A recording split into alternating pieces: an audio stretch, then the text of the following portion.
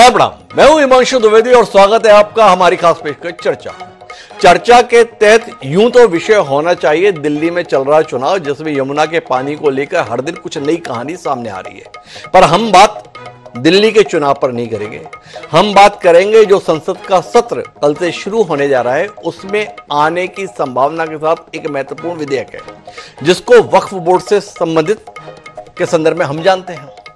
8 अगस्त 2024 को संसदीय एवं अल्पसंख्यक मामलों के मंत्री किरण रिजिजू ने लोकसभा में प्रस्तुत किया था। लंबे समय से वक्फ बोर्ड में संशोधन की संदर्भ में पैरोकारी सत्तारूढ़ दल या गठबंधन के द्वारा की जाती थी। वक्फ बोर्ड के कई प्रावधानों में संशोधन की जरूरत बताते हुए अल्पसंख्यक मामलों के मंत्री किरण रिजिजू ने जब लोकसभा में यह विधेयक पेश किया तो बड़े जोर शोर के साथ विपक्ष ने इसका प्रतिवाद किया। सरकार ने ज्यादा हील हुज्जत नहीं की और विपक्ष की मांग को स्वीकार करते हुए इसे संयुक्त संसदीय समिति के हवाले करने का फैसला सुना दिया और इस विधेयक को संयुक्त संसदीय समिति के तुरंत गठित हो गई। जगदंबिका पाल उस संयुक्त संसदीय समिति के अध्यक्ष बनाए गए और इसकी पहली बैठक 22 अगस्त 2024 को होगी। उसके बाद समय समय पर बैठक होती रही। आखिरी बैठक के दौरान बड़ा हंगामा हुआ। विपक्ष के सांसदों ने आरोप लगाया कि जगदंबिका पाल तानाशाही पूर्ण रवैया अपना रहे हैं, विपक्ष की बातों को अनसुना किया जा रहा है और इस प्रकार की समिति का कोई औचित्य नहीं है। मामला इतना तनावपूर्ण रहा कि गुस्से में आकर जगदंबिका पाल ने विपक्ष के तमाम सदस्यों को एक दिन के लिए निष्कासित भी समिति से कर दिया और उनके निष्कासन के बाद इसके संदर्भ में तमाम संशोधनों को मंजूरी दे दी गई। जो संशोधन मंजूरी दी गई है वो अधिकांशतः एनडीए के सांसदों के द्वारा प्रस्तावित है। विपक्षी सांसदों का आरोप है कि उनके द्वारा सुझाए गए संशोधनों को सिरे से नकार दिया गया है और बहुमत के आधार पर संयुक्त संसदीय समिति ने इस विधेयक को मंजूरी दे दी है। अब यह विधेयक जो बजट सत्र शुरू हो रहा है उसमें लाए जाने की संभावना। तो अब इस वक्फ बोर्ड के संदर्भ में लाए जा रहे विधेयक का अंजाम क्या होगा, इसके प्रावधानों से आने वाले समय में क्या प्रभाव पड़ेंगे, इस पर आज हम विमर्श करेंगे। हमारे साथ इस महत्वपूर्ण विमर्श का हिस्सा बनने के लिए 5 खास मेहमान हैं जिनसे आपका परिचय कराएंगे और देश के लिहाज से महत्वपूर्ण इस विषय पर कुछ गंभीर किस्म की बातचीत करने की ईमानदार कोशिश करेंगे। लेकिन इस सिलसिले को हम शुरू करें उससे पहले समय है आज के विचार सूत्र का। हमारा आज का विचार सूत्र इस वक्फ बोर्ड के संदर्भ में समर्पित है। हमारा विचार सूत्र यह कहता है कि सही सही है भले ही हर कोई इसके खिलाफ हो और गलत गलत है भले ही हर कोई इसके पक्ष में हो। विलियम पेन के द्वारा यह कमाल की बात कही गई थी। तो कुल मिलाकर कौन समर्थन में कौन खिलाफत में यह महत्वपूर्ण नहीं होता, महत्वपूर्ण तो इतना ही है सही सही होता है गलत गलत होता है। तो इस संशोधन विधेयक के संदर्भ में जो कुछ भी लाया जा रहा है, जिस मंशा से लाया जा रहा है, उसे हम इसी कसौटी पर परखने की कोशिश करेंगे। हमारे साथ इस विमर्श का हिस्सा बनने के लिए 5 खास मेहमान हैं। हमारे साथ डॉक्टर चिंतामणि मालवीय जी हैं, विधायक हैं, भारतीय जनता पार्टी का तेज तर्रार चेहरा है, वो हमारे साथ जुड़ रहे हैं। महिमा सिंह जी हैं, संजीदा प्रवक्ता हैं ऑल इंडिया कांग्रेस कमेटी की, वह हमारे साथ इस चर्चा के लिए मौजूद हैं। हम उनके विशेष तौर पर आभारी इसलिए हैं कि दिल्ली विधानसभा चुनाव के विषयों को छोड़कर वह इस विषय पर भी बातचीत करने के लिए हमारे साथ जुड़ रही हैं, इसके लिए उनका अभिनंदन है। हमारे साथ अनीस मंसूरी जी हैं, पूर्व मंत्री हैं, उत्तर प्रदेश सरकार में समाजवादी पार्टी का बड़ा चेहरा है। हमारे साथ शोएब सिद्दीकी साहब हैं, मुस्लिम स्कॉलर हैं और साथ ही साथ वरिष्ठ पत्रकार प्रेम कुमार जी भी हमारे साथ इस चर्चा का हिस्सा बन चुके हैं। चर्चा की शुरुआत हम शोएब सिद्दीकी साहब से करेंगे। सिद्दीकी साहब, आपसे समझना चाहेंगे, वक्फ बोर्ड के संदर्भ में एक वातावरण बना हुआ है कि एक धर्मनिरपेक्ष देश के अंदर वक्फ बोर्ड की अवधारणा ही गलत थी और अगर वक्फ बोर्ड है तो उसे जिस कदर अधिकार संपन्न बनाया हुआ है और अधिकार संपन्न के अंतर्गत भी महिलाओं के इसमें अनदेखी है, इन सारी चीजों के संशोधन की जरूरत बताते हुए सरकार इस विधेयक को लेकर आई है। आपका नजरिया जब इसके संशोधन के साथ जेपीसी वापस सदन के हवाले करने जा रही है?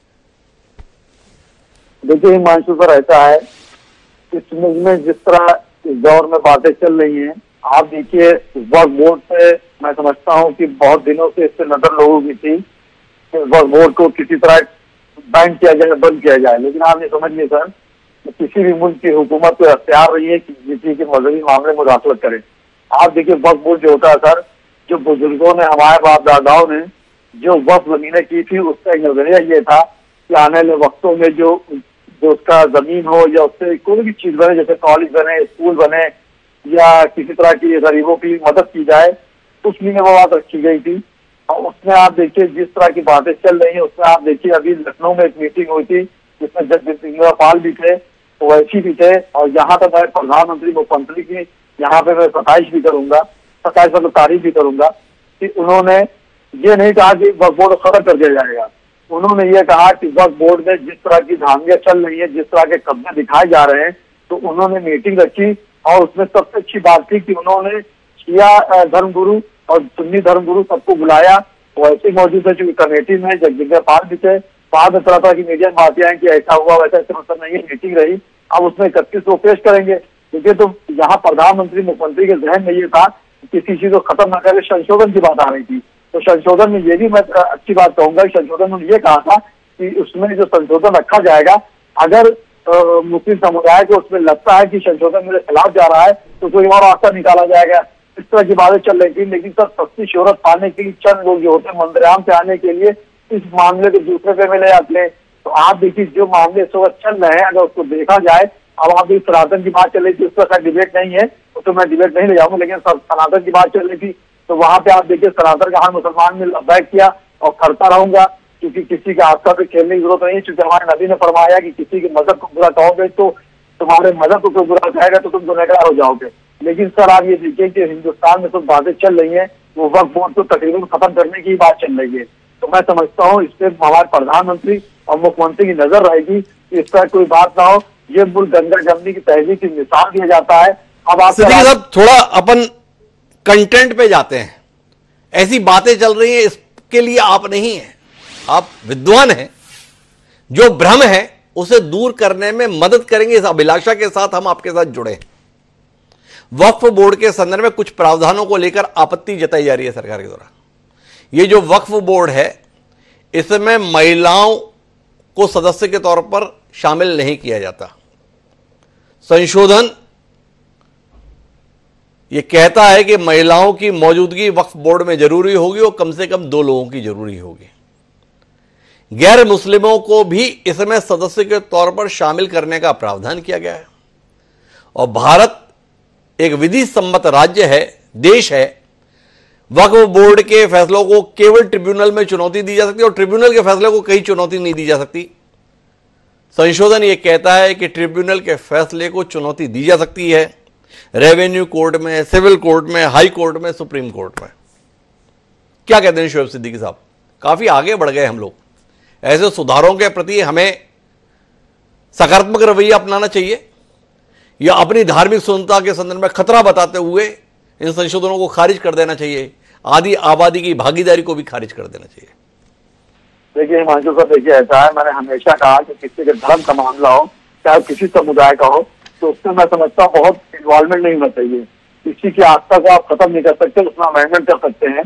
और जाहिर सी बात, जिस मुल्क में मैं रहूंगा उस कानून को फॉलो करूंगे, चाहे नबी फरमा गए, और तो मैं चल भी रहा हूँ। आप देखिए औरतों की बात जहां तक आ रही है, मैं देख रहा हूँ, मैंने कई डिबेटों में औरतों की बात सुनी। देखिए औरतों का जो मर्तबा है हमारे मजहब में, बहुत बड़ा मर्तबा औरतों का। अगर किसी के जहन में ये है कि मुस्लिम समुदाय औरतों को मर्तबा नहीं देता, हमारे वहाँ सबसे बड़ा मर्तबा औरतों को दिया गया है। हमारे वहाँ जो सबसे मोदवर नाम है वो फातिमा ज़हरा है, उसके बाद मरियम है, खदीजा है। ऐसा नहीं है, औरतों मर्तबा इस्लाम ने बहुत दिया, हर धर्म देते हैं, ऐसा नहीं है। आप देखिए जिस तरह लोग बात कर रहे हैं घुमाने की बात की मुस्लिम समुदाय चाहते हैं इसमें औरतें इन्वॉल्व ना हो। देखिए इस्लामी मामले जब आते हैं, शरीयत में औरतों का मर्तबा कहीं पे बहुत बुलंद है और कहीं पे बहुत नाजुक रखा गया है। जैसे उनको पर्दे में कहा गया है, ये कहा गया है कि अगर पर्दा करो तो फातिमा ज़हरा जैसा करो और नामहरम के साथ ना निकलो। तो देखिए वेस्टर्न कल्चर सबने अपना लिया, उससे मामला चल रहा है।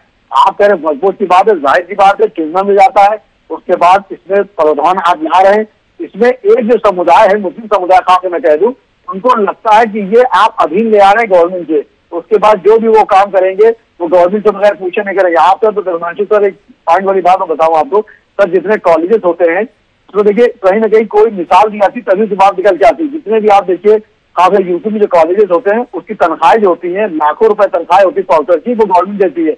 लेकिन वो जो नियुक्ति होती है वो कॉलेज के मैनेजर को पावर है, वो कर सकता है। लेकिन पावर कब है? वो पावर है कि अगर किसी ने बीएड मांगा है तो वो स्टूडेंट बीएड हो तो मैनेजर को पावर है कि आप उसको रख सकते हो। गवर्नमेंट इन्वॉल्वमेंट नहीं करती है, तनख्वाह गवर्नमेंट ही देती है। जिस समय में जजों को तनख्वाह गवर्नमेंट ही देती है। लेकिन पैरेलल होता है कि ये मुल्क संविधान से चलेगा। हिमाचल सब देखिए ये वो तो ठीक है शिव साहब, आपने अभी तक ये नहीं बताया कि वक्फ बोर्ड के अंदर महिलाओं को सदस्य बनाया जाना चाहिए या नहीं बनाया जाना चाहिए। इस पर आपका नजरिया सीधे तौर पर बताइए ना। हमारे यहां महिलाओं को बहुत ऊंचा दर्जा है, अच्छी बात है, पर वक्फ बोर्ड में उनको कोई हैसियत नहीं है, इस पर आपका नजरिया? हर मजहब में आप मेरे हिंदू भाइयों देखिए, रक्षाबंधन कितना बड़ा त्योहार है। मैं खूब बनाता हूँ, मेरे बेटी बनाते हैं। ये मैं नहीं कह रहा हूँ समुदाय टारगेट कर रहा हूँ। आप देखिए वक्त बोर्ड बात करें, महिलाओं को होना चाहिए, जाहिर की बात उस पर बात चल रही है, बात निकल जाएगी। अगर लगता है मंत्रालय पे औरतों को आना चाहिए तो यहाँ जाहिर की बात आएंगी। लेकिन इस पे जो है फौरी कोई जवाब दे देना, स्टैंड लेना, मैंने ये तो बात कही। तो शेव साहब इस बार अपना स्टैंड अभी व्यक्त नहीं करना चाहते हैं, आगे देखेंगे। मेरे साथ में डॉक्टर चिंतामणि मालवीय भी जुड़ चुके हैं, लेकिन मैं पहले बातचीत महिमा सिंह जी से करना चाहता हूं, क्योंकि कटघरे में कांग्रेस को ही खड़ा किया जाता है मुसलमानों के संदर्भ में कि आपकी पार्टी जब हुकूमत में रही तुष्टीकरण की नीतियों के माध्यम से कुल मिलाकर आपने इस देश के धार्मिक संभाव को बिगाड़ने की चेष्टा की। अब जो वर्तमान में सरकार है उसे ठीक कर रही है। क्या कहती है महिमा जी? वक्फ बोर्ड के संदर्भ में संयुक्त संसदीय समिति अपने निष्कर्षों के साथ एक बार फिर उस विधेयक को संसद के पास पहुंचा रही है, आपकी प्रतिक्रिया? जय हिंद। डॉक्टर द्विवेदी, ये तो एक बहुत ही ओछा मजाक कर दिया। संसद के पटल पर एक संयुक्त संसदीय समिति बनाई गई और जिस तरह से उसने कार्रवाई की, हमारा जो पूरा का पूरा सवाल है और हमने जो इसकी खिलाफत की है, उसका आधार यही है कि ये संसदीय समिति एक मजाक बनकर रह गई। उसके मैं आपको बहुत सारे बिंदु बताती हूँ। सबसे पहली बात तो कि संसदीय समिति के जितने भी हितधारक थे उसमें से 95 से 98% हितधारक इस संशोधन बिल की खिलाफत में थे और जो जिस तर्ज पर बातचीत की जा रही थी उस बातचीत की खिलाफत में थे। लेकिन उस खिलाफत की अनदेखी की गई क्योंकि नाम मात्र के लिए समिति बनाई है। इस सरकार का जो रवैया रहा है शुरुआत से विपक्ष को लेकर के, ये अपने एजेंडा बल्कि मैं कहूंगी अपने प्रोपेगेंडा को लेकर के संसद में आए हैं और पिछले 10 साल से अपना प्रोपेगेंडा ही चला रहे हैं। कांग्रेस के बारे में ये जो चाहे वो कह सकते हैं, लेकिन मुझे आज वो वाकया याद आ गया कि जब मोहम्मद अली जिन्ना ने पाकिस्तान के अंदर कहा, आज महात्मा गांधी जी की जो है पुण्यतिथि है, इसलिए आज के दिन उनकी जब हत्या की गई थी, उसके बाद मोहम्मद अली जिन्ना ने ये कहा था पाकिस्तान के अंदर कि हिंदुस्तान में एक हिंदू ने महात्मा गांधी को मार दिया तो मैं ये कैसे कहूं कि मुझे कोई मुसलमान पाकिस्तान में नहीं मार देगा। कि थोड़ा हट करके ये बात मैंने इसलिए यहां पर कही डॉक्टर द्विवेदी, क्योंकि ये जो जितने भी ये संगठन हैं, जो हिंदूवादी संगठन है या राइट विंगर्स मैं कहूंगी, जो दक्षिणपंथी हमारे संगठन है, ये इनका जो रवैया है ना, ये तुष्टीकरण की बात करेंगे जबकि इनकी पूरी की पूरी राजनीति तुष्टीकरण पर टिकी हुई है। ये महिलाओं की बात करते हैं अपने सहूलियत के हिसाब से, ये दलित की बात करते हैं अपने सहूलियत के हिसाब से और फिर संसद के पटल पर अंबेडकर का नाम ओछे तरीके से ले देते हैं। ये वो लोग हैं जो मैंने बताया कि हितधारकों में से 98% ने खिलाफत की, उनकी बात नहीं सुनते।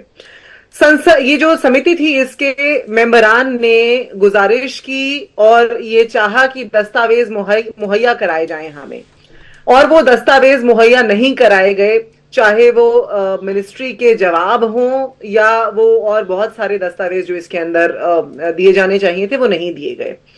उसके अलावा जो क्लॉज टू क्लॉज डिस्कशन और एक्सप्लेनेशन होना चाहिए था, जो प्रावधानों पर एक एक करके तरतीब से चर्चा होनी चाहिए थी और उनके ऊपर बातचीत होनी चाहिए थी, उसे नहीं करवाया गया बार बार गुजारिश करने के बावजूद, और बगैर चर्चा किए इसमें संशोधन करके संशोधन बिल को पास कर दिया गया। ये जो समिति थी इसके तमाम मेंबरान ने, मैं जैसा कि मैंने आपको बताया कि ज्यादातर मेंबरान जो हैं विपक्ष से, उन सब ने बहुत सारे बदलाव करने की इस संशोधन बिल में उसका आग्रह किया, लेकिन उसकी भी अनदेखी की गई। और इस प्रकार से बड़े सिलसिलेवार तरीके से एक जेपीसी का, एक संयुक्त संसदीय समिति का मजाक कैसे बनाया जाना चाहिए, उसका एक मॉडल पूरे देश के सामने प्रस्तुत एक बार फिर कर दिया इस सरकार ने। आपको वो वाकया भी याद होगा जब ये इलेक्शन कमिश्नर्स की नियुक्ति होनी थी, तब भी ऐसा ही कुछ हुआ था।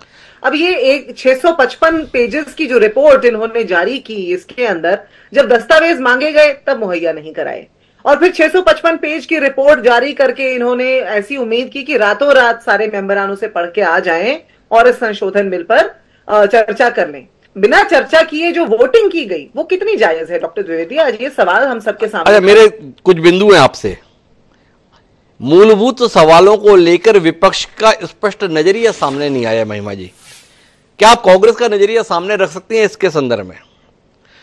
31 सदस्यीय जेपीसी थी, 44 संशोधन पर चर्चा थी, 14 संशोधनों को स्वीकार किया गया, बाकी को अस्वीकार कर दिया गया। विपक्ष का आरोप है कि हमारे संशोधनों को अस्वीकार कर दिया गया। कुछ सवाल है मेरे, क्या आप इस बात की हिमायत करती हैं कि वक्फ बोर्ड में महिलाओं को सदस्य बनाया जाना चाहिए, या आपका इस पर ऐतराज है? क्या आपका इस बात पर ऐतराज है कि इसमें मुसलमानों के अलावा और किसी को शामिल नहीं किया जाना चाहिए?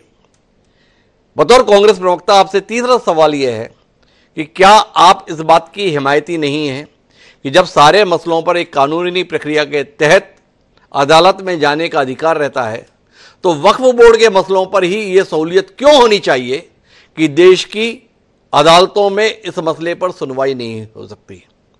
महिमा जी, इसके संदर्भ में कोई नजरिया देने चाहिए? डॉक्टर द्विवेदी, सबसे पहली बात तो ये कि विपक्ष ने, और उसमें कांग्रेस भी शामिल है, अपने जहां जहां पर खिलाफत दायर करवाई वो दस्तावेजों में शामिल है, और मैं उससे इतर कोई बात नहीं कहना चाहूंगी। कांग्रेस पार्टी का जो इसको लेकर के स्टैंस है वो बिल्कुल रिकॉर्ड पर मौजूद है, और उसको बल्कि ये जो सारी चर्चाएं हैं, ये जो सारी की सारी हमारी आपत्तियां हैं, इन्हें सार्वजनिक भी किया जाना चाहिए। हम तो कर ही रहे हैं और इसका सरकार भी जवाब दे। हम तो ये कहते हैं कि महिलाओं को बराबर का दर्जा सभी जगह दिया जाना चाहिए, क्यों नहीं दिया जाना चाहिए? लेकिन वो तो हम जब अलग अलग पटलों पर बहुत सारी बात उठाते रहे। मणिपुर को आप एक उदाहरण के तौर पर ले लीजिए ना, तो महिला हित की बात सिर्फ एक ऐसे स्थान पर क्यों करे ये सरकार जहां जो है उनकी सहूलियत वो होती है। लेकिन हितधारक जो हैं डॉक्टर द्विवेदी, स्टेक होल्डर्स, जब किसानों के लिए आप बिल लाते हैं तो किसानों के साथ चर्चा नहीं करते, किसानों की सहमति नहीं लेते। जब आप वक्फ के ऊपर चर्चा कर रहे हैं तो जो उसके स्टेक होल्डर्स हैं, जो उसके हितधारक हैं, उन्हें आपको चर्चा में लेना चाहिए, उनसे बातचीत क्यों नहीं करते? सवाल है महिमा जी का। महिमा जी अपनी तरफ से कुछ अलग बात नहीं करना चाहती? कांग्रेस का स्टैंड जो समिति के बीच में रखा गया, उस स्टैंड को सार्वजनिक होना चाहिए, विपक्षी आपत्तियों को सार्वजनिक होना चाहिए, महिमा जी का कहना है। लेकिन डॉक्टर चिंतामणि मालवीय जी मेरे साथ में है। मालवीय जी पहले सांसद भी रहे हैं, ऐसी समितियों के अध्यक्ष भी रहे हैं जो संसद की समितियां होती हैं। आरोप यह है डॉक्टर चिंतामणि मालवीय कि कुल मिला के जेपीसी आंखों में धूल झोंकने के लिए थी। आपने एक जेपीसी गठित की, अपने दल के नेता को प्रमुख बनाकर गठित की, अपनी मनमर्जी का एजेंडा उसमें पास कराया, बहुमत आपका था जैसे सदन में रहता है, विपक्ष की आवाज को नजरअंदाज कर दिया और रिपोर्ट को तैयार कर दिया। ऐसा आपने क्यों किया चिंतामणि जी? और अगर ऐसे ही करना था तो सदन में ही पास करा लेते। किसको बहलाने और बहकाने के लिए संसदीय समिति का गठन किया गया? आपने उन सहयोगियों को जो अपनी बाजार में इज्जत बचाने के लिए सांकेतिक विरोध कर रहे थे, ऐसा कुछ? देखिए, सबसे पहले जो मजाक वाली बात है ये तो कांग्रेस ने की, संविधान के साथ की, लोकतांत्रिक मूल्यों के साथ की। और ये किस मुंह से कहते हैं कि जेपीसी में नहीं सुना गया? भाई, लोकतांत्रिक मूल्यों में कांग्रेस का विश्वास नहीं है, इसलिए इस तरह की बात करते हैं। पहली बात तो है कि संविधान में सन 1976 में जो समाजवाद और धर्मनिरपेक्षता जब संसदीय अस्तित्व में नहीं थी तब डालने का काम किया आपने, तो आपातकाल लगाया। आप किस मुंह से कहते हैं कि इन्होंने जो लोकतंत्र के लिए काला दिन है, वो तर्क आप रख रहे हैं? आपकी मांग पर जेपीसी बनी, और जो बहुमत है तो बहुमत तो अपनी बात करेगा। क्या बहुमत को डोमिनेट करेगा अल्पमत? सबकी बात सुनी, 98% ये बोल रहे हैं कि स्टॉक होल्डर्स ने जिनकी जमीनें वक्फ बोर्ड में दबा ली वो स्टॉक होल्डर नहीं है। जो 1400 और 2000 साल पुराने मंदिर जो है उन पर वक्फ बोर्ड ने अपना कब्जा ठोक दिया, वो स्टॉक होल्डर नहीं है। जो 9 लाख हेक्टेयर जमीन जो कब्जा किए हुए वो स्टॉक होल्डर नहीं है, वो स्टॉक होल्डर नहीं है। तो आप किनको स्टॉक होल्डर बोल रहे हैं जो कब्जा कर रहे हैं? और मुझे सबसे पहले तो ये जवाब दीजिए कि आप पहले तो ये बताइए कि इस तरह का एक तरफा कानून कांग्रेस ने बनाया कैसे? और आप मतलब देश के में जो हमारी अदालत है उनकी भी अवमानना करने का काम किया। इलाहाबाद हाई कोर्ट में जो मजार थी उसको हटाने के लिए इलाहाबाद हाई कोर्ट को सुप्रीम कोर्ट जाना पड़ा, वो खुद नहीं सुन सकते। जो कोई एक जिले में यदि कोई विषय है तो उसको अपने राजधानी में जहां एकमात्र अदालत है वहां जाना पड़ता है। आपने तो कितना अन्याय इस देश के साथ किया है। खुली छूट जो है आपने वक्फ बोर्ड को दे दी लूट मचाने की, और धीरे धीरे धीरे पूरे देश के उसको ग्रस रहा है। संसद पर अपना अधिकार बता दिया, वहां जो जहां पर स्नान हो रहा है वहां वक्फ बोर्ड ने दावा ठोक दिया। अच्छा ये बात बताओ डॉक्टर चिंतामणि मालवीय जी, मुस्लिम समुदाय के लोगों ने अपने जीवन काल में इस्लाम की बेहतरी के लिए, समाज की बेहतरी के लिए जो जमीन या संपत्ति दान दे दी, उस पर आपकी गिद्ध दृष्टि क्यों है? क्यों आप उसमें दखलंदाजी करना चाहते हो? क्यों आप उसमें हस्तक्षेप करना चाहते हो? भाई मुस्लिम समुदाय की संपत्ति थी, उसने अपनी संपत्ति को दान दिया है, उस दान की जमीन में आप अपने दखल देने के लिए इतने इच्छुक, इतने व्याकुल, इतने उतावले क्यों हो? इसमें कुछ रोशनी दो ना डॉक्टर चिंतामणि मालवीय जी। बहुत बहुत धन्यवाद डॉक्टर साहब। सबसे पहले तो यह है कि ये जो आज तथाकथित मुस्लिम वर्ग या कह इन्होंने तो पाकिस्तान के पक्ष में वोट दिया था जी। इन्होंने 90% वोट मुस्लिम लीग को मिला था और ये पाकिस्तान नहीं गए। 33% जमीन मात्र जो है पूरे मुसलमानों के लिए जो दी गई थी, उस समय तो संख्या भी इनकी 6 करोड़ थी। बांग्लादेश, पाकिस्तान और भारत में रह गए सारे मुसलमानों को मिलाकर के ये मात्र 6 करोड़ थे। 33% जमीन दे दी और उसके बाद वोट देने के बाद, पाकिस्तान में वोट देने के बाद ये गए नहीं, और उसके बाद ये यहाँ पर वक्फ बोर्ड चाहते हैं। यहाँ लाखों बीघा, लाखों जो है हेक्टेयर जमीन ये उस पर कब्जा करना चाहते हैं। और दूसरी जो आपका सवाल है भाई, इसमें तो कहीं बनता ही नहीं दावे जैसी बात। और ये तो खुद ही कहते हैं कि हम तो पसमानदा है, हम तो बहुत गरीब हैं, मुसलमान सबसे ज्यादा गरीब है। सच्चर कमेटी की रिपोर्ट बताती है जब आप गरीब हो तो भाई जमीन दान कहां से कर दी, और जमीन दान कर दी तो कागज बता दो। कागज आपके पास है नहीं, आपको किसी भी जमीन पर कब्जा करना बोले ये वक्फ बोर्ड की, अब आप सिद्ध करो कि वक्फ बोर्ड की नहीं है। अरे ऐसे अंधा कानून बनाया कांग्रेस ने। मुझे तो लगता है सर आज कांग्रेस को शर्मिंदगी होना चाहिए कि हमने ये अतीत में क्या कर दिया, और कितने लोग इसमें परेशान हो गए, कितनी लोग अदालतों में गए होंगे, कितने लोगों ने अपनी जमीनें खोई होगी वक्फ बोर्ड के नाम पर। और उत्तर प्रदेश में तो इन्होंने आप देखिए, उत्तर प्रदेश में जब नारायण दास तिवारी चीफ मिनिस्टर थे और उन्होंने सर्कुलर निकाला, लेटर निकाला कि जो भी अनिपजाऊ जमीन है वो वक्फ बोर्ड अपना दावा ठोक सकता है, वक्फ बोर्ड ले सकता है उसको। और हजारों एकड़ जमीन वक्फ बोर्ड ने उत्तर प्रदेश में ले ली। इस तरह का अंधेर कांग्रेस करती है। मुझे लगता है आज भी इनको शर्म नहीं है और आज लोकतंत्र की बात कर रहे हैं। अच्छा चिंतामणि मालवीय जी, ये ज्ञान आपको कब आया? 11 साल से आप देश की सत्ता में हो, ये अभी आपको पता चला कि वक्फ बोर्ड के माध्यम से जमीनों पे ऐसे कब्जा हुआ है? 10 साल तक क्या करते रहे? एक सवाल तो ये है। और जब आप अपने चीजों पर इतना ही रिसर्च करके बैठे थे तो संसद से सीधे कानून क्यों नहीं पास करा लिए? क्यों संयुक्त तो संसदीय समिति बनाई, और ऐसी संसदीय समिति बनाई जिसमें विपक्ष की आवाज को सुना ही नहीं गया, और विपक्ष ने जरा जोर से क्या बोला, उसे समिति से बाहर निकाल दिया, उसको निलंबित कर दिया। ऐसा आपने क्यों किया? अध्यक्ष को गालियां दे रहे थे, अध्यक्ष को गालियां दे रहे थे, ये लोकतंत्र की बात करेंगे। और दूसरा मैं सिद्दीकी जी पे भी आना चाहता हूं। अरे भाई तुम्हारा धर्म क्या मानता है, महिलाओं को ये देती है। सबसे बुरी स्थिति तो महिलाओं के आपने काले टेंट में ढक रखा, उनका अस्तित्व नहीं, लेकिन हमको उससे कोई लेना देना नहीं। विषय ये कि पहली बात तो मुस्लिम स्कॉलर जैसी कोई चीज होती नहीं, इसलिए नहीं होती कि भैया जब आप अपनी किताब में एक नुक्ता, एक बिंदी नहीं लगा सकते तो आप सिर्फ उसको रट सकते हो। स्कॉलर में तो बुद्धि चाहिए अपनी, तो आप चूंकि बुद्धि से कुछ जोड़ नहीं सकते, आप कुछ विवेक का उपयोग नहीं कर सकते, जो है उसी को आपको मानना है। और आप 1400 साल पहले की व्यवस्था में जीते तो किस आधार पे आप अपने आप को स्कॉलर कहते? स्कॉलर तो आगे कहता, भाई स्कॉलर कैसे हो गए आप? अच्छा चिंतामणि जी, आप वेद में अपनी तरह से कुछ भी नुक्ता उक्ता लगा सकते हो, मंत्र को बदल सकते हो, आपको यह अधिकार है। आप चाहो तो रामायण, वाल्मीकि रामायण में अपने अनुसार संशोधन कर सकते हो। ये सिद्दीकी साहब को अधिकार नहीं है कि वो कोई संशोधन कर सके, ऐसा है क्या? देखिए, सबसे ज्यादा फ्लेक्सिबल अगर कोई धर्म है तो हिंदू धर्म है।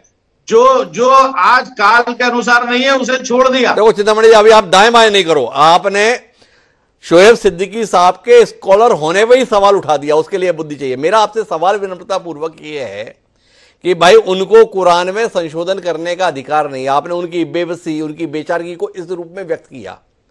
मैंने जानना चाहा आपसे, आपकी विद्वता का तो मैं कायल हूं, आप तो दर्शन शास्त्र के प्रोफेसर रहे हो, विक्रम विश्वविद्यालय के इतने काबिल व्यक्ति हो, आपको तो यह अधिकार है ना कि आप चारों वेदों में इच्छा अनुसार संशोधन कर सकते हो।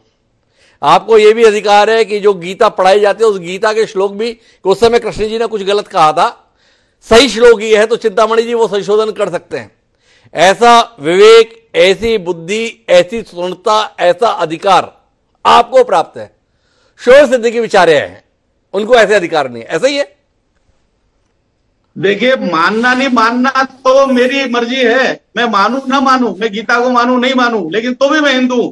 मैं रामायण को स्वीकार करूं ना स्वीकार करूं तब भी मैं हिंदू हूं। लेकिन ये कहते हैं कि प्रोफेट नहीं कर सकते किसी चीज से, हम तो इनकार करते हैं, हम नहीं मानते रामायण को, हम नहीं मानते महाभारत को, हम उसकी। अरे चिंतामणि ध्यान रखो, कोई कटिंग लेकर इस्तेमाल कर देगा आपके खिलाफ। चिंतामणि मालवीय जी बोल रहे हैं मैं नहीं मानता रामायण को, मैं नहीं मानता गीता को। आने वाले समय की आहट को सुनो।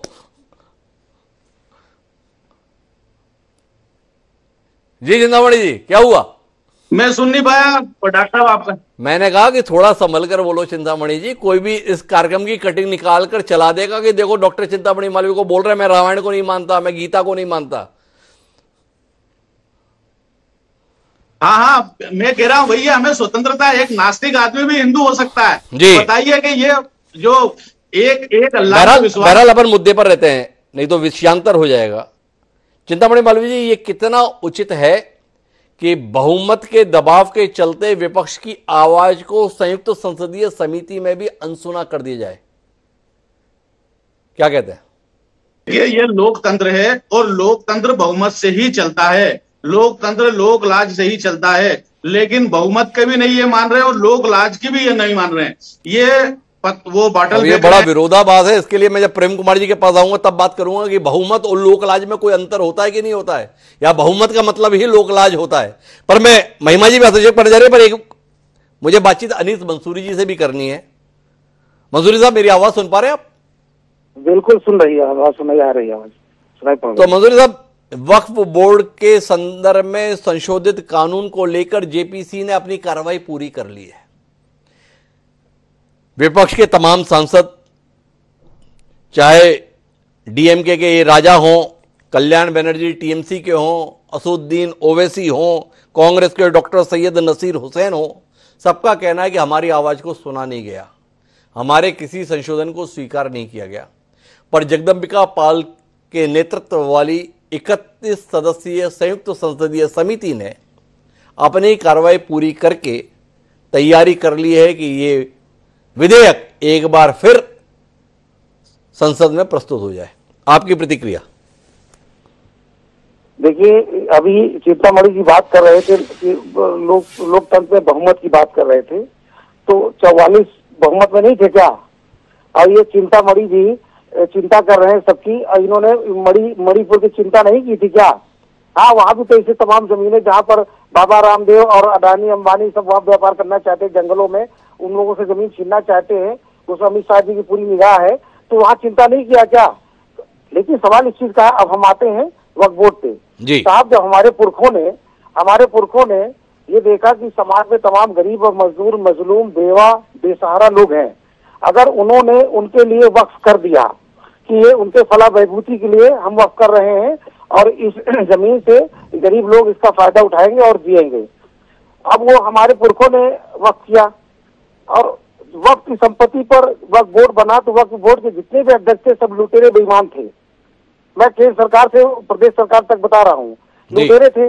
और सबसे ज्यादा देश में जमीनें जो है रेल के पास है, वो 10% एक्वायर हुई, और दूसरे नंबर पे वक्फ बोर्ड के पास जमीनें हैं, इसमें 30% जमीन एक्वायर हो गई, कब्जे हो गए।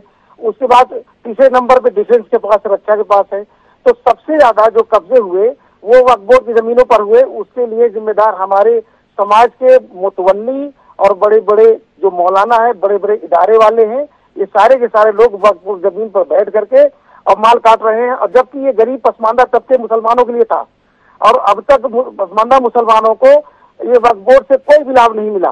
पहले तो ये अशराफिया तबके ने इस पर कब्जा करके पूरी तरह से माल खाया।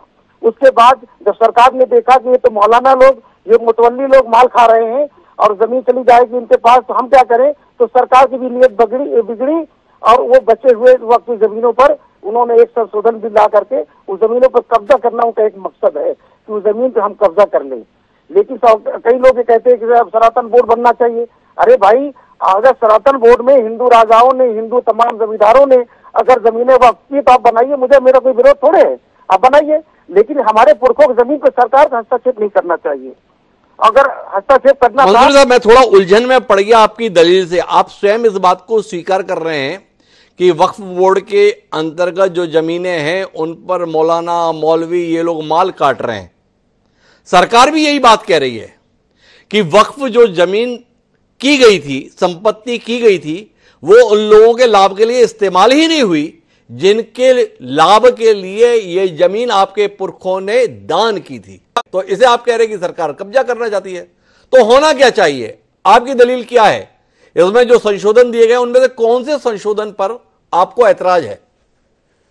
कि अगर सरकार कह रही है कि जमीन पे कब्जा कर रहे हैं तो लोग खत्म कर रहे हैं, तो लेकिन वक्फ बोर्ड की संपत्ति को बचाने के सबसे पहले सरकार को अपना चरित्र पेश करना चाहिए था कि जो विधानसभा बनी है वक्फ बोर्ड की जमीन पर, योजना भवन वक्फ बोर्ड की जमीन पर, इंदिरा भवन वक्फ बोर्ड की जमीन पर, और ये क्या नाम है, विकास द्वीप जो बड़ा वो वक्फ बोर्ड की जमीन पर, गवर्नर हाउस वक्फ बोर्ड की जमीन पर, डीएम का बंगला वक्फ बोर्ड की जमीन पर, तो ऐसे तमाम 50% जमीनें तो ज्यादातर सरकार के पास हैं और वहां तक किराया भी नहीं जमा किया उन लोगों ने।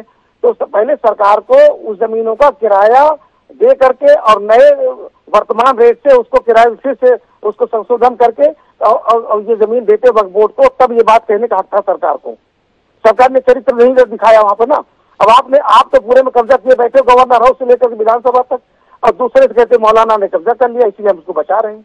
तो नीयत तो दोनों की खराब है ना। नीयत तो दोनों की खराब है। अनीस मंसूरी साहब ने अलग किस्म की दलील दी है। मुझे आना है प्रेम कुमार जी के पास, पर महिमा जी से पूछ लेता हूं। महिमा जी, आपके बनाए हुए कानून के संदर्भ में आक्षेप है, आप तो खुद वक्फ की जमीनों पर कब्जा करके बैठे हो अतीत से, कुछ कहना चाहिए महिमा जी? देखिए, ये तो मैं कहूंगी कि जो समाजवादी पार्टी के प्रवक्ता हैं वो किस आधार पर ये दलीलें दे रहे हैं और वो कितना इसके जो तथ्य हैं उनको जानते हैं, वो उसमें जाना वो एक अलग चर्चा का विषय है। लेकिन बहरहाल मैं जो हस्तक्षेप करने के लिए पहले हाथ उठा रही थी डॉक्टर द्विवेदी, मैं भाजपा के प्रवक्ता को सुनते हुए बड़ी अचरज में पड़ गई, क्योंकि ये आपने जब उनसे सवाल पूछा ना कि आपने तो विपक्ष को ही निकाल कर फेंक दिया और इन्होंने बिन सिर पैर का जब जवाब दिया, तो मेरे मन में ये ख्याल आया, जैसा मैंने पहले कहा कि आज गांधी की पुण्यतिथि है और जिन्होंने बापू को रास्ते से हटाने के लिए, अहिंसा को अपने हिंसा के रास्ते से हटाने के लिए उनके सीने में गोली उतारने से गुरेज नहीं किया, ऐसे लोग विपक्ष को अपने रास्ते से हटाने के लिए किस किस प्रकार के हथकंडे अपना सकते हैं, इसमें तो कोई अचरज की बात ही नहीं है। कोई अचरज की बात नहीं है। महिमा सिंह जी ने एक अलग दृष्टिकोण दे दिया है। लेकिन प्रेम कुमार जी के पास आने के लिए मेरे पास सवाल है। प्रेम कुमार जी, चिंतामणि जी की जो दलील है उसमें यह बताया गया कि बहुमत और लोकलाज एक ही है। आप जैसा कुशाग्र पत्रकार, डॉक्टर चिंतामणि मालवीय जैसे कुशाग्र विचारक और प्रवक्ता की इस बातचीत से, इस तर्क से, इस दलील से कितना इत्तेफाक रखता है, इस पर थोड़ा रोशनी दीजिए। जी धन्यवाद डॉक्टर साहब। देखिए, यही वो बात है जिससे सारी चीजें तय होती हैं जी, कि हम डेमोक्रेसी में बहुमत और बहुसंख्यकवाद दोनों को कैसे देखते हैं। अगर बहुमत ही सब कुछ होता तो विपक्ष को जगह ही नहीं मिलती हमारी संसदीय संरचना में। बहुमत के साथ साथ अल्पमत को भी विश्वास में लेकर चलना, यही डेमोक्रेसी है। नहीं तो जो पार्टी जीत जाती, जिनके सदस्य ज्यादा होते, वो सरकार बना लेते, विपक्ष की संकल्पना ही नहीं रहती, कोई सोच ही नहीं होती। लेकिन हमारी डेमोक्रेसी अल्पमत को भी विश्वास में लेकर चलने की है। इसी बात को भारतीय जनता पार्टी के शासन में नकारा जा रहा है और हमारे चिंतामणि मालवीय जी भी वही बात कर रहे हैं। और इसको अभी जिस विषय पर हमारी चर्चा है वक्फ बोर्ड पर, उससे भी जोड़े तो अगर इस वक्फ बोर्ड को डेमोक्रेटाइज करने के लिए संशोधन होते, महिलाओं को प्रतिनिधित्व देने के लिए संशोधन होते, तो वो एक अलग बात। लेकिन जिन चिंताओं को मालवीय जी ने रखा है वो तो यहाँ पूर्वाग्रह बन करके सामने आती है। आपने एक सोच बना ली कि मुसलमानों ने तो वक्फ बोर्ड की जमीन के पर कब्जा कर रखा है, गलत तरीके से कब्जा कर रखा है, इसलिए हमें वक्फ बोर्ड में संशोधन करना है। आपकी नीयत ही आपने उजागर कर दी। आप डेमोक्रेटाइज करने के लिए वक्फ बोर्ड में नहीं संशोधन करना चाहते हैं। यही कारण है कि अपोजिशन के सारे संशोधन दरकिनार कर दिए गए और सत्ता पक्ष के सारे संशोधन स्वीकार कर लिए गए। ये उसी सोच का प्रकटीकरण है और यही दोष है, यही चिंता है और यही अपोजिशन चिंतित है, यही लोकतंत्र की भी चिंता। प्रेम कुमार जी, एक और विषय इसके साथ जुड़ा हुआ है। जेपीसी ने संशोधनों को स्वीकार करते हुए अपनी सुविधा के अनुसार या अपने बहुमत के अनुसार फैसला ले लिया है। 44 संशोधन प्रस्तावित थे, 14 संशोधन स्वीकार हुए, यानी 30 अस्वीकार हुए।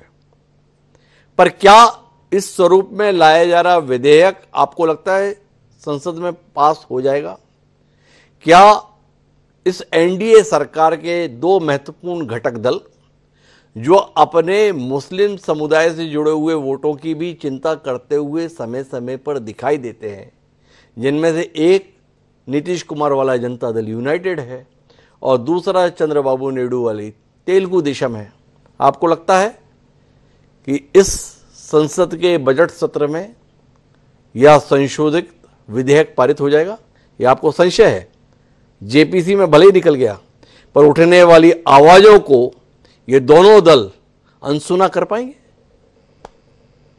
जी डॉक्टर साहब, इसका उत्तर इस बात में है कि संसदीय समिति में जो ये विषय आया वो किस वजह से आया।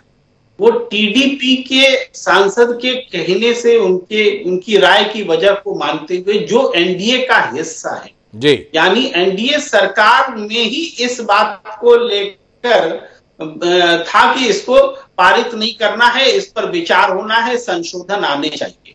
तो अब क्या एनडीए के तमाम घटक दल संतुष्ट हो गए हैं इन संशोधनों के बाद? इससे यह तय होगा कि सदन में वो इसको पारित करा पाएंगे या नहीं।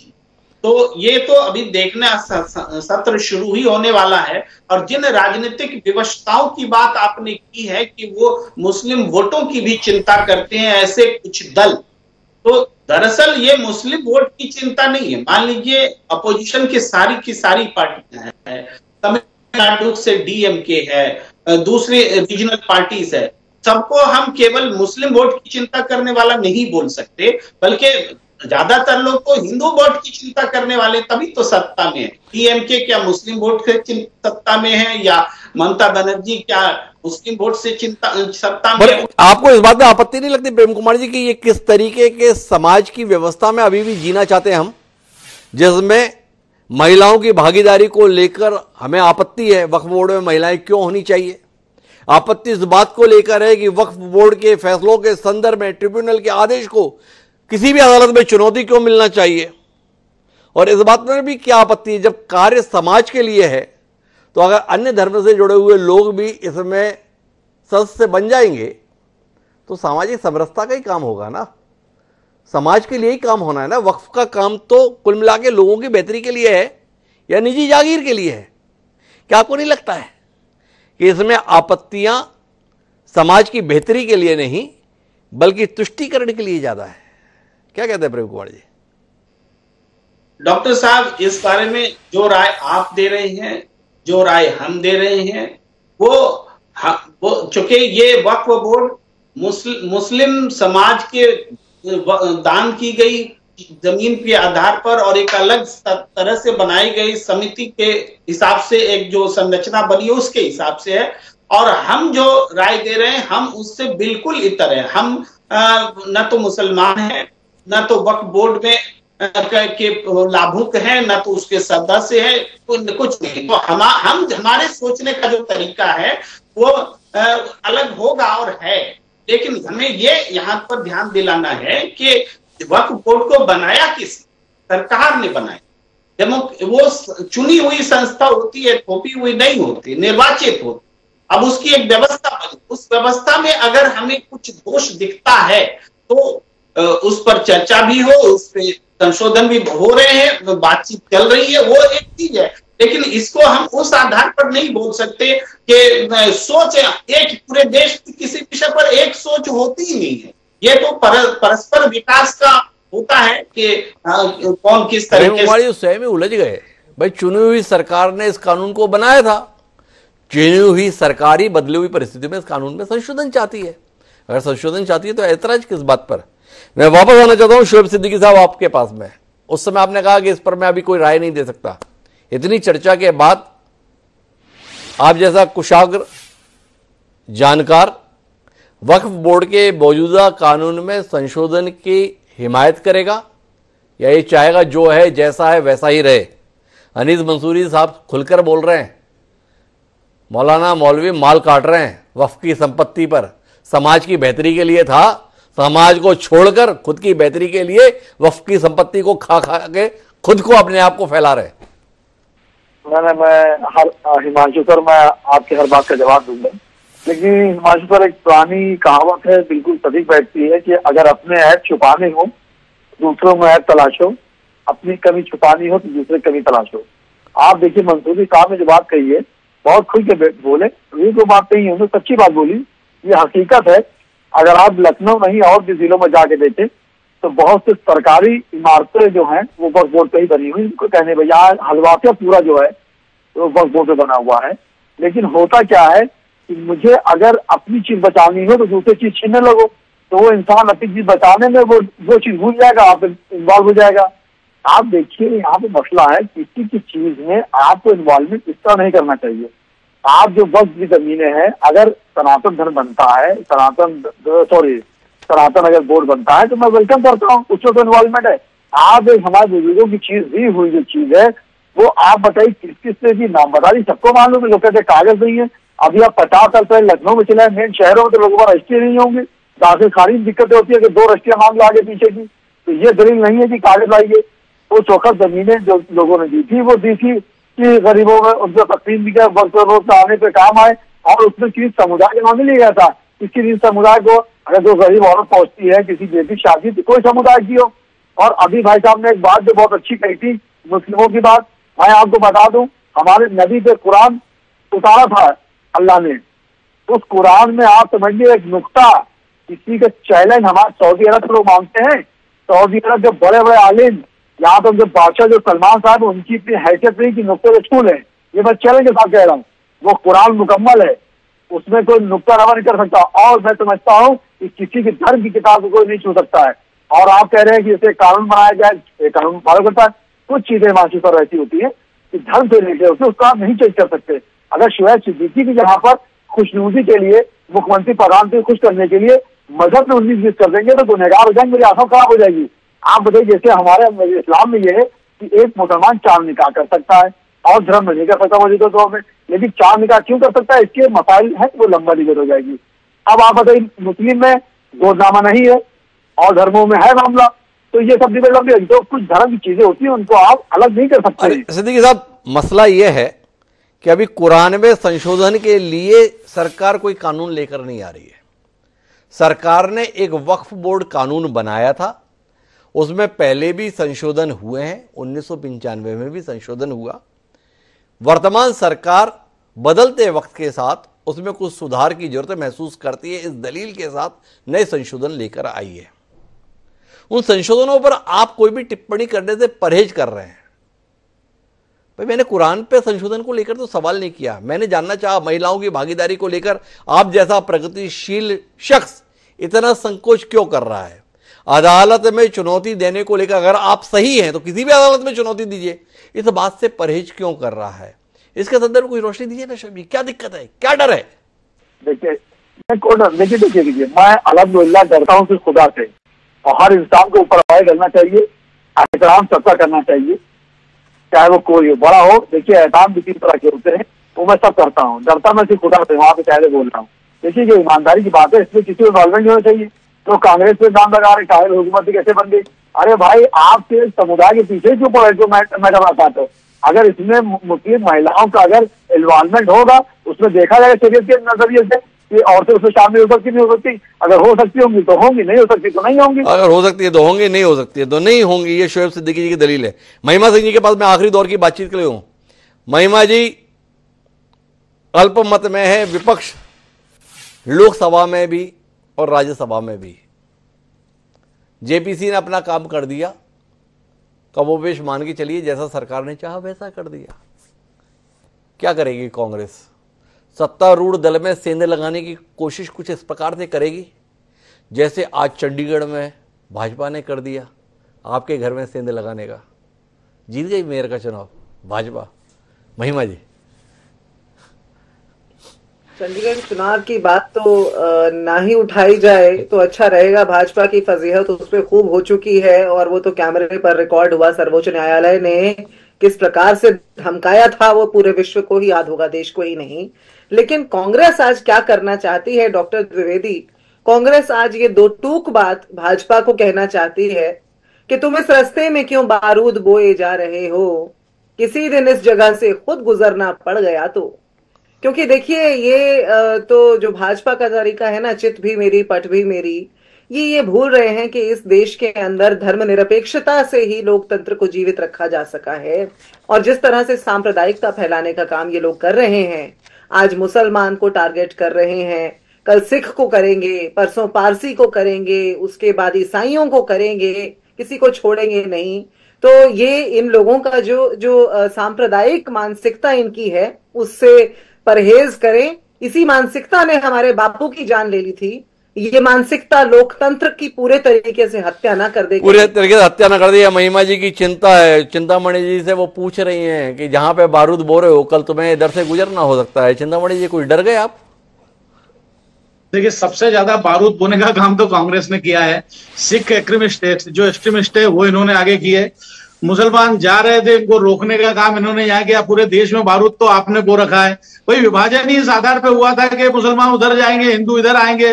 ये धार्मिक आधार पे विभाजन था, इन्होंने मांगा था, इनके पुरखों ने मांगा था। तो बारूद तो आप पहुंच चुकी है पूरे देश में और आपको ही इस पे गुजरना है। और इसीलिए आप सिमट करके थोड़े से हो गए, क्योंकि कांग्रेस जैसे ही मुस्लिम 18% होता है। एक बार बताओ चिंतामणि जी, मैं माफी के साथ आपको बीच में रोक रहा हूं, आप बार बार ये 47 के विभाजन धार्मिक आधार पर कहते हो, चाहते क्या हो? उस समय जो नहीं गए वो अब चले जाएं, मूलतः मंशा ये है क्या? सीधे तौर पे कहो ना। देखिए, हम तो ये मानते ही नहीं कि ये सवाल ये नहीं अब जो हो गया, लेकिन एक ऐतिहासिक गलती इन्होंने करी। तो अरे नहीं भाई, कैसे? मतलब आप बार बार तब से ये दलील दिए जा रहे हो और अपने कानून के संदर्भ में दलील दे रहे हो, तो मंशा क्या है? जो 17 करोड़ मुसलमान इस समय रह रहे हैं, उनको बांग्लादेश और पाकिस्तान चले जाएं, ऐसे हालात बना देने हैं आपको? देखिए, भारतीय जनता पार्टी और जो मैं कह सकता हूं भाई, हम तो सर्वधर्म समभाव में विश्वास रखते हैं। तभी पारसी केवल इस देश में, दुनिया में कहीं नहीं है। सुरक्षित है, प्रगति कर रहे हैं, बड़े बड़े बैंकर हैं, बड़े बड़े अधिकारी है, सेना नायक है। तो ये देखो चिंतामणि जी, फिर से आप गोल गोल घुमाने लगे। तब से दलील इतनी दबंगाई से दे रहे थे, मैंने सीधा सवाल कर लिया तो आप दाएं बाएं होने लगे। बता दो ना, मंशा क्या है, इच्छा क्या है, अभिलाषा क्या है? देखिए, अभिलाषा का तो कोई सवाल नहीं है। अभिलाषा तो समय के साथ जो होगी हो जाएगी, लेकिन विषय यह कि हम तो चाहते ही अपने पुरखों को पहचाने और ये तय करें कि जो हो गया हो गया। आपने यहाँ रहना स्वीकार किया तो अपनी संस्कृति को मानो, यहाँ के मूल्यों को स्वीकार करो और ये अपेक्षा छोड़ दो कि यहाँ कभी जो है हम गजवा हिंद करेंगे, यहाँ हम जो है मुस्तफा का शासन, जो निजाम है मुस्तफा लाएंगे। दाएं बाएं हो गया, लेकिन मुझे आखिरी दौर की बातचीत है, मेरा समय समाप्त हो रहा है। प्रेम कुमार जी के पास मैं रुक करता हूं। प्रेम कुमार जी, बतौर पत्रकार आपकी भविष्य की दृष्टि, विपक्ष ये आरोप लगा रहा था संसदीय समिति की बैठक के दौरान कि दिल्ली चुनाव के मद्देनजर भारतीय जनता पार्टी इस विधेयक को जल्दबाजी में एक बार फिर सदन में लाना चाहती है। क्या कहते हैं आप? भाजपा न केवल सदन में लेकर आएगी बल्कि इस बार पारित भी करा ले जाएगी? क्या संशय है आपको, आपका आकलन? देखिए, इस बात के पूरे आसार हैं कि इसको लोकसभा में तो आसानी से पारित करा ली जाएगी, लेकिन राज्यसभा में हो सकता है ये इलेक्शन के हिसाब से इनको एक नैरेटिव गढ़ना है तो इस्तेमाल करे। इसी वजह से ठीक सदन के सत्र से पहले बिना पढ़ने का मौका दिए हुए जल्दी से ये रिपोर्ट बना करके पेश की जा रही है। जो प्रोसेस है उसको, उस पर सवाल उठ रहे हैं, लेकिन जो इंटेंशन है वो इंटेंशन भी जग जाहिर है। तो मुझे पूरा लगता है कि लोकसभा में ये पारित करेंगे और जेडीयू की जो स्थिति है, उनके सांसद बिना ऐसे ही जा चुके हैं बीजेपी में, घोषणा बाकी है, वो हालात है। तो संख्या उसी तरह से चंद्रबाबू नायडू जी को भी उन्होंने कर रखा है, तो बहुमत एनडीए के पास, बहुमत एनडीए के पास है। तो कुल मिलाकर अगर हम नतीजे पर पहुंचे, बातचीत के निष्कर्ष पर, तो भारतीय जनता पार्टी का आजकल पसंदीदा नारा है, जो कहा सो किया। तो वक्फ बोर्ड के संदर्भ में संशोधन विधेयक को लेकर भी ये दावा करने का मौका डॉक्टर चिंतामणि मालवीय को जल्द मिलेगा, ऐसी उम्मीद हम कर सकते हैं। बजट सत्र के दौरान अब इस विधेयक के प्रस्तुत होने पर तो संशय नहीं है, संशय शायद इसके पारित होने पर भी ना हो। पर क्या ये संशोधन मुस्लिम समाज की बेहतरी के लिए और देश की बेहतरी के लिए साबित होगा, यह आने वाला समय बताएगा। हमें उस समय का इंतजार रहेगा। आप सभी मेहमानों को बहुत बहुत धन्यवाद हमारे साथ इस चर्चा का हिस्सा बनने के लिए। समय है अब आज के शेर का। जिस प्रकार के ये विवाद होते हैं, इसको लेकर एक अजीब सी बेबसी जाहिर करता हुआ ये शेर है। हमारा शेर ये कहता है कि बेहतर दिनों की आस लगाते हुए हबीब, बेहतर दिनों की आस लगाते हुए हबीब, हम बेहतरीन दिन भी गंवाते चले गए। अभी अमरोही ने क्या कमाल की बात कही थी। अच्छा समय चल रहा है, अच्छा वक्त है, अच्छे हालात हैं, इसे मानते हुए देश की बेहतरी में लगा जाए या आने वाले समय को भी खराब कर ले जाए। विचार आपको, विचार कीजिएगा और मुझे याद दीजिएगा। कल फिर मिलते हैं नए विषय के साथ। तब तक के लिए साथ बढ़ो।